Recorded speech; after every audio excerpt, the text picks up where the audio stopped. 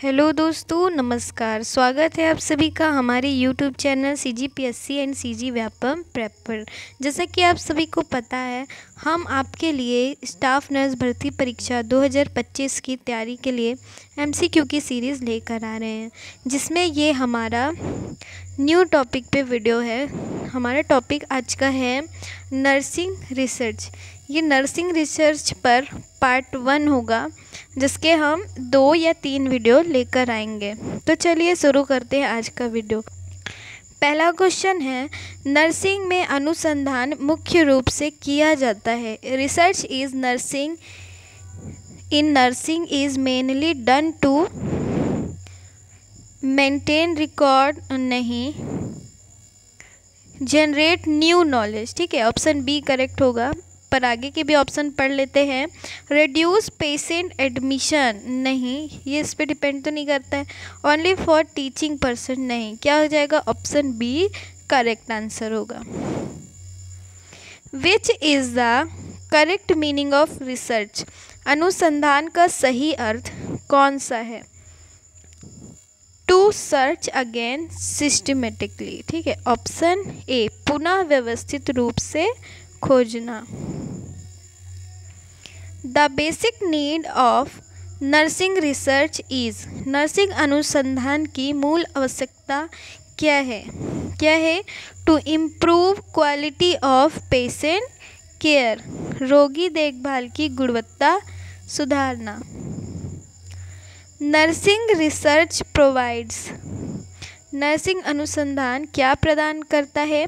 Scientific basis for practice, अभ्यास के लिए वैज्ञानिक आधार। ऑप्शन ए करेक्ट होगा। निम्नलिखित में से कौन सा अनुसंधान की विशेषता नहीं है? Which is the following is not a characteristics of research? क्या नहीं है? सिस्टमेटिक है क्या? हाँ। लॉजिकल है क्या? हाँ। रैंडम नहीं है। एम्पिरिकल है क्या? हाँ। तो क्या नहीं है? Option C. तो वही हमारा क्या हो जाएगा? Correct answer. Nursing research is important because it, nursing अनुसंधान महत्वपूर्ण है क्योंकि यह इम्प्रूव डिसीजन मेकिंग, निर्णय लेने में सुधार करता है। बिल्कुल सही बात है। वैलिडेट्स नर्सिंग इंटरवेंशंस, नर्सिंग हस्तक्षेपों को प्रमाणित करता है। ये भी सही बात है। Helps in evidence based care, ये भी सही बात है। तो क्या हो जाएगा answer? Option D, all of the above, उपरोक्त सभी। विच of the following is not an approach of research? निम्न में से कौन सा अनुसंधान का दृष्टिकोण नहीं है? कौन सा नहीं है? ट्रेडिशनल, पुरानी बातें है ना, पारंपरिक दृष्टिकोण नहीं होता है, क्योंकि रिसर्च में हम क्या करते हैं? कुछ नया सर्च करते हैं दोबारा से, है ना। तो क्या होगा?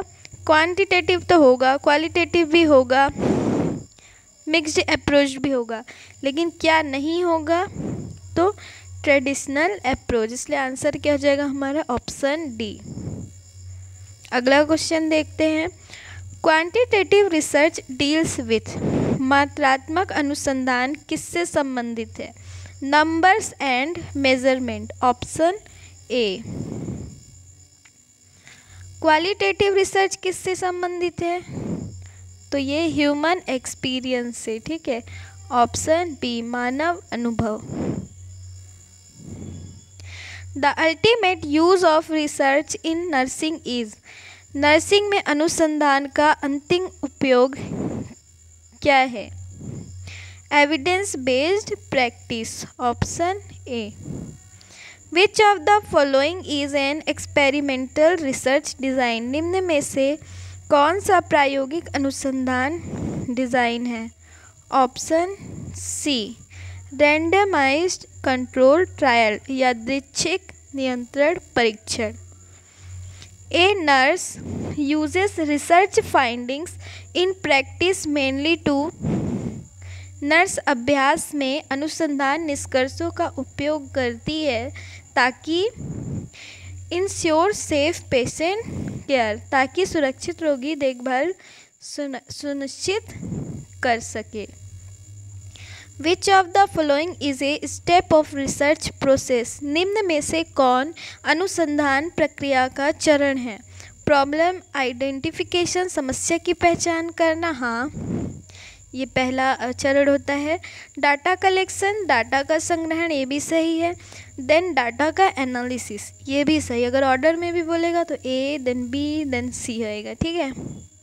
मगर इसमें पूछ रहा कौन से सही है, तो ये तीनों ही सही है। तो ऑप्शन डी क्या हो जाएगा हमारा correct answer. Nursing research helps in policy making by. नर्सिंग अनुसंधान नीति निर्माण में मदद करता है।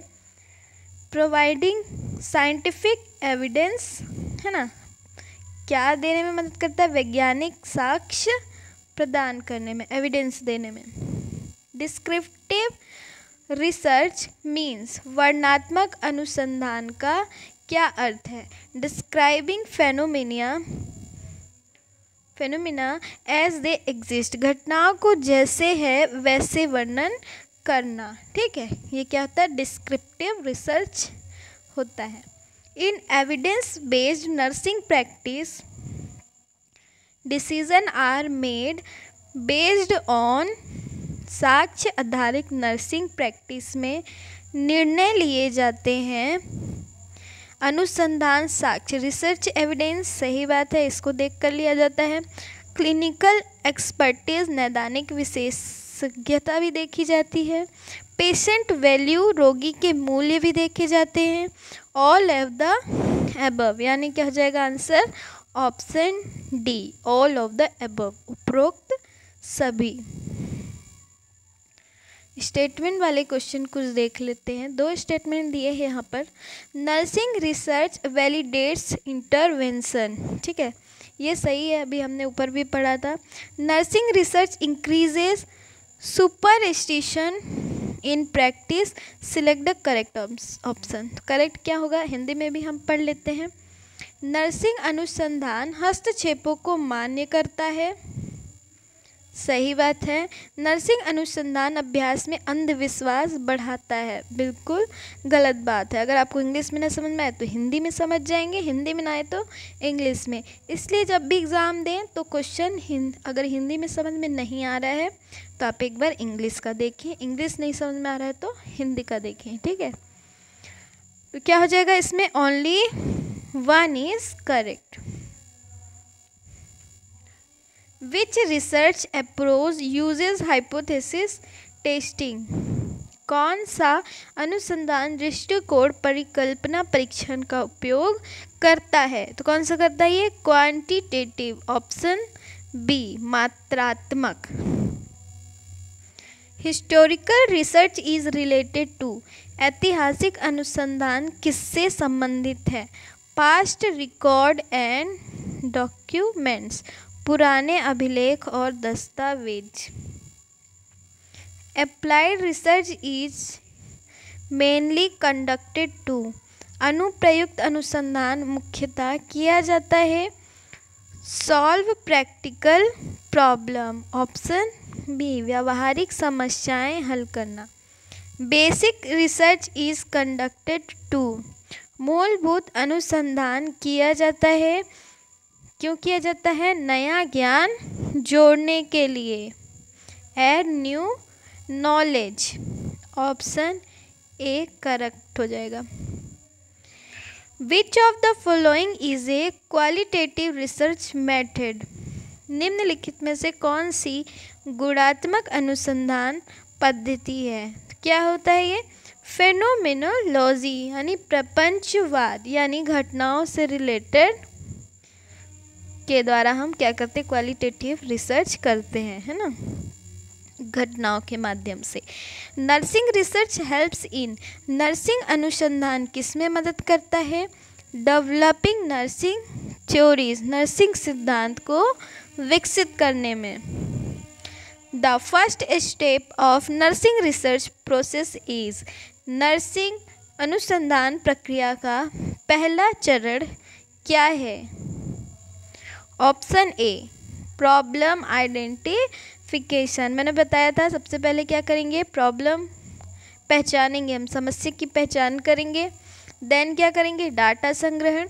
देन क्या करेंगे, साहित्यिक समीक्षा, नहीं ये अलग हो जाएगा। फिर क्या करेंगे, हम इसका एनालिसिस करेंगे। ठीक है, तो ए बी फिर देन एनालिसिस। अगला क्वेश्चन देखते हैं। Research utilisation is necessary for evidence based practice. Hindi में क्या बोल रहा है इसे ही, अनुसंधान उपयोग साक्ष्य आधारित प्रैक्टिस के लिए आवश्यक है। सही है ना। सेकंड क्या इसमें बोल रहा है, nursing research reduces the professional growth of nurses. Nursing अनुसंधान नर्सों की पेशेवर प्रगति को घटाता है, नहीं। नेगेटिव वर्ड जैसे ही आए वैसे उसे काट देना है। तो ऑप्शन 1 ही क्या हो जाएगा, सिर्फ करेक्ट हो जाएगा। तो option A.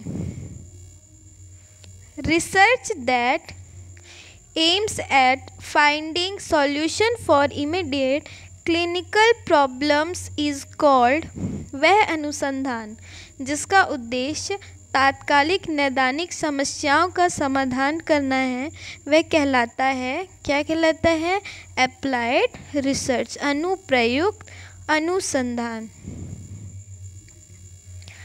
Nursing research is essential for, nursing अनुसंधान आवश्यक है, क्यों आवश्यक है, प्रोफेशनल ऑटोनोमी के लिए, पेशेवर स्वायत्तता के लिए। ठीक है। Which of the following is the most scientific source of knowledge? निम्न में से कौन सा सबसे वैज्ञानिक ज्ञान स्रोत है? ऑप्शन सी, रिसर्च यानी अनुसंधान। The term variables is research refer to, अनुसंधान में चर शब्द का अर्थ है anything that can change. Option A, कोई भी चीज़ जो बदल सकती है उसे क्या कहा जाता है, variables. A tentative statement that can be tested in research is called, अनुसंधान में परखी जा सकने वाली एक अस्थायी कथन क्या कहलाता है, हाइपोथेसिस यानी परिकल्पना। इसमें क्या किया जाता है, परिकल्पना की जाती है दो प्रकार से। एक में की जाती है अगर कोई भी कथन है कि ये ऐसा है, दूसरे में क्या की जाती है कि ऐसा नहीं है। ठीक है, अगर हमको जानना होता है कि ये सच में ऐसा होता है या नहीं, है ना, अगर पॉजिटिव में जानना तो हम लोग पहले देखते हैं कि हम ये कोशिश करते हैं इसको प्रूफ करने की कि ये ऐसा नहीं है।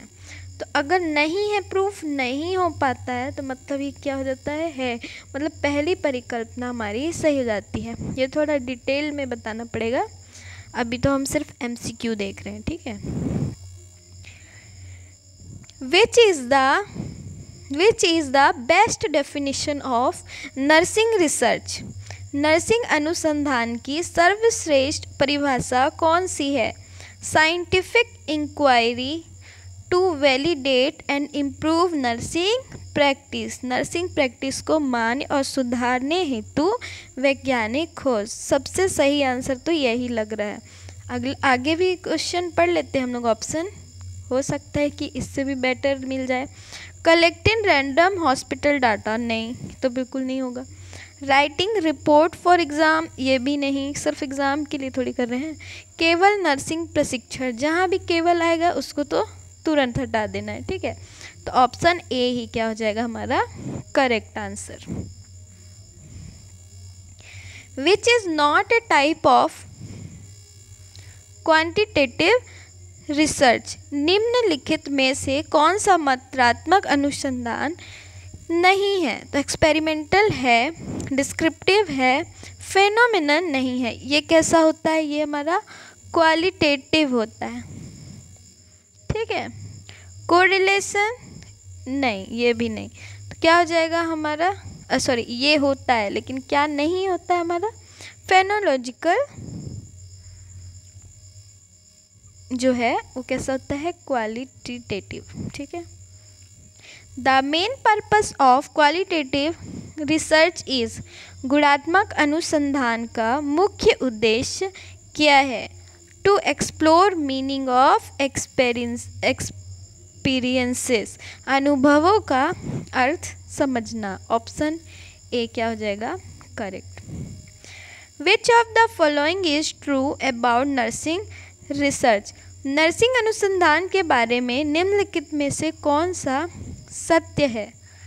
इट इज़ पेशेंट सेंटर, यह रोगी केंद्रित है, सही बात है। It is based on evidence, ये भी सही है। इट इम्प्रूव्स क्लिनिकल आउटकम्स, ये भी सही है। और डी उपरोक्त सभी हो जाएगा। क्या हो जाएगा? ऑप्शन डी आंसर हो जाएगा।